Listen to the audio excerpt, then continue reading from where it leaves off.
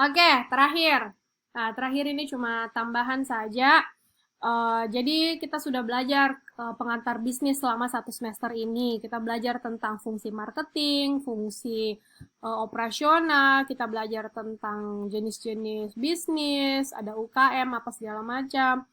Kemudian kita sudah belajar untuk ekspansi, ada banyak cara, kita bisa bikin cabang, kita bisa franchise, kita bisa merger, kita bisa akuisisi. Nah, kemudian aspek lain dalam bisnis itu adalah Management Information System, jadi sistem informasi manajemen.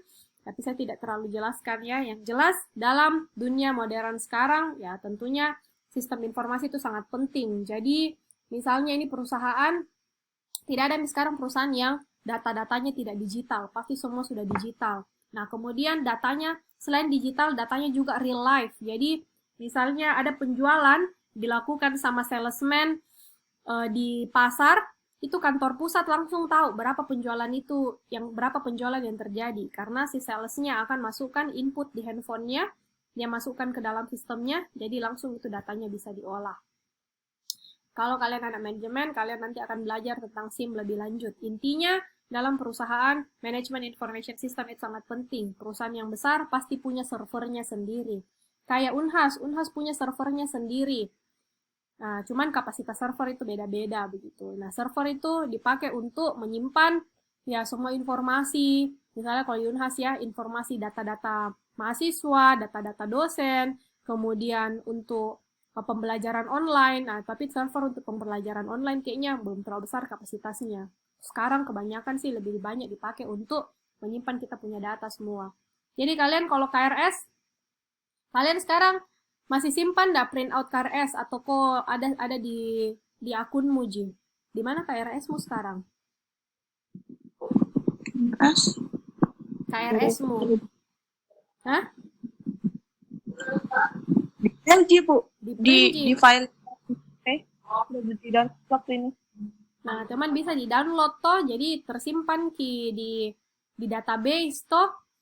Beda Iya, dulu. Ibu. Karena sekarang sistem informasi manajemennya Unhas sudah bagus. Kalau kayak zamanku dulu kan, ya kita harus KRS itu ada 5 lembar, baru satu disimpan di prodi, satu simpan di fakultas, satu kita simpan, satu dikasih dosennya. Panjang sekali. Dan semua itu data apa KRS-nya fisik begitu. Nah, kalian punya fisik, ada juga yang soft copy-nya. Jadi itu sama juga dalam perusahaan seperti itu. Jadi intinya sistem informasi manajemen dalam perusahaan sudah sangat penting. Kemudian dalam bisnis ada juga manajemen resiko. Jadi ketika kita membuat apa namanya, kita membuat keputusan pasti ada resikonya dan resiko itu harus dihitung. Nah, cuman yang saya mau ceritakan ini di pertemuan terakhir sebelum saya tutup, saya mau ceritakan tentang beberapa kasus-kasus terkenal yang eh, bukan penting sih, yang bagus untuk kalian ketahui. Jadi, saya mau tekankan lagi yang sudah sering saya tekankan di kelas. Sebagai anak ekonomi, kita itu harus familiar dengan kasus-kasus bisnis. Kayak Taufikur Rahman tadi bagus, dia sudah tahu, oh ini ada perusahaan sepeda itu masuk ke Indonesia, ada kasus-kasus seperti. Kita itu anak ekonomi harus uh, ya familiar dan akrab tentang situasi bisnis. Jangan sampai kalian nanti kerja, ya saya kan nggak tahu. Saya nih ajar di kelas ini kan ada anak akuntansi, ada anak manajemen, ada anak IE. Nah, mungkin saya tidak akan terus-terus ketemu semuanya. Ya, mungkin yang saya ketemu nanti di semester-semester atas ya anak manajemen. Saya nggak tahu kapan lagi saya ajar anak akuntansi atau ya kalian yang ini sama anak IE. Tapi saya mau sampaikan bahwa sangat penting itu mahasiswa familiar dengan bisnis yang terjadi. Jangan sampai nanti kau lulus, kopi melamar kerja ke Mandiri. Tapi kau nggak tahu Bank Mandiri ini kapan didirikan, dia punya produk apa saja, apa kasusnya yang pernah terjadi, begitu. Atau misalnya kalian mau apa namanya melamar ke Gojek, tapi kok tidak tahu Gojek ini bisnisnya ada di mana saja. Jadi kok tidak tahu gambaran umum lah tentang perusahaan yang kau pergi melamar di situ. Nah, kemudian jadi saya mau mahasiswa saya itu harus familiar tahu dengan kondisi bisnis real. Jadi bukan cuma teorinya saja. Minimal kalian dengarlah, cari tahu lah banyak kok tentang bisnis itu difilmkan. Kayak McDonald itu ada filmnya, Facebook itu ada filmnya. film tentang perusahaan tersebut, begitu banyak sekali. Nah, ini yang saya mau bagi informasi. Ini cuma untuk ini saja, kan mumpung kalian sudah mau libur ini. Kalian suka nggak dengar podcast? Suka. Nah, Suka, kalian Bu. biasa dengar Suka, Bu. podcast di mana? Suka. Deddy Corbuzier. Di YouTube. Jadi Corbuzier di YouTube. Betul. Oh, Tapi podcast kan podcast juga ada di Spotify, ada juga di handphonemu tuh, ada aplikasi ya podcast. Spotify, Bu. Nah, Saya juga. saya mau rekomendasikan, ini saya juga baru mulai dengar, tapi saya rasa, jadi kan seperti yang saya kasih tahu kalian, kalian bisa dapat informasi bisnis dari Instagram, kalian bisa cari dari berita atau apa. Jadi saya mau kalian selalu update dirimu dengan situasi bisnis terkini. Nah, ini saya mau rekomendasikan, ini bagus sekali, saya baru mulai dengar, ini Business Wars. Jadi ini podcast tentang perang bisnis antara satu perusahaan dengan perusahaan lain. Jadi kompetitor dengan kompetitor lain. Dan ini seru sekali. Jadi misalnya yang saya lagi dengar sekarang Adidas versus Nike. Bagaimana ini Adidas, perusahaan Jerman yang berdiri tahun 1930-an, itu ternyata memang sangat baku gontok-gontokan dengan Nike. Nike ini perusahaan Amerika yang berdiri tahun 60-an kah begitu.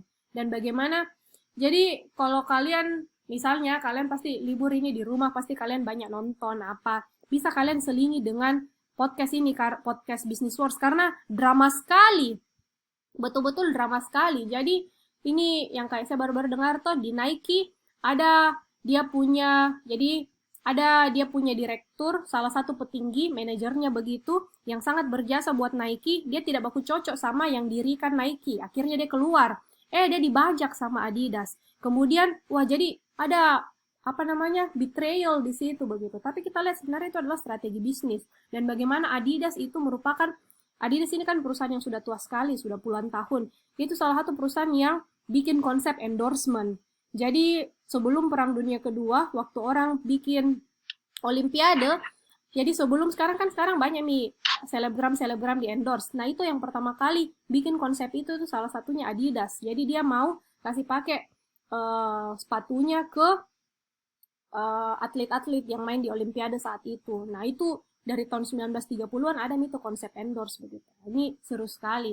Kemudian yang saya sudah dengar juga Blockbuster versus Netflix. Jadi Netflix itu dia bukan kayak sekarang. Kalau kalian sekarang tahu Netflix toh? Tahu. Siapa saingannya Netflix? Siapa saingannya Netflix? Netflix. Hah? Netflix. Apalagi? Vio. Apalagi? Apalagi saingannya? Netflix, Vio, Hook, HBO Go, Amazon. Nah, tapi Netflix itu ternyata apa?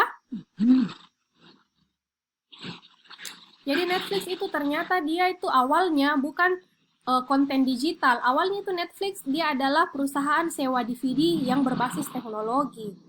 Jadi dia itu berdiri tahun 97 dan dia itu sebenarnya perusahaan yang bergerak di jasa sewa-sewa DVD gitu. Kalian masih waktu kecil masih dapat gitu? Ada orang tuamu dulu suka sewa-sewa DVD? Iya, Ibu, masih. Masih ya.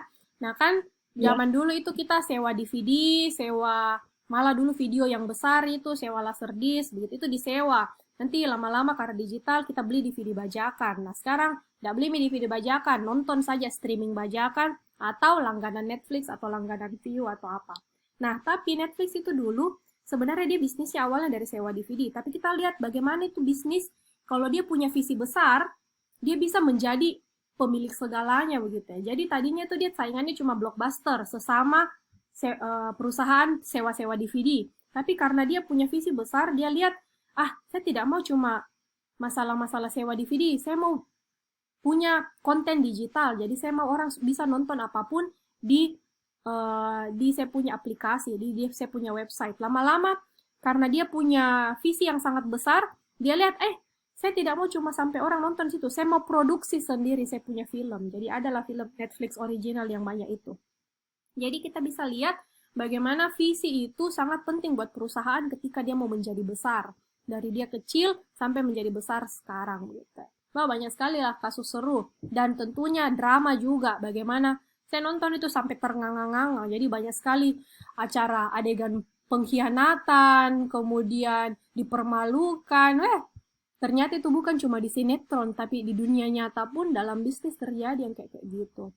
Kemudian di sini Starbucks versus Dunkin'. Kemudian ada kasus ini coklat ya, perusahaan Hershey's versus Mars, Sony versus Nintendo.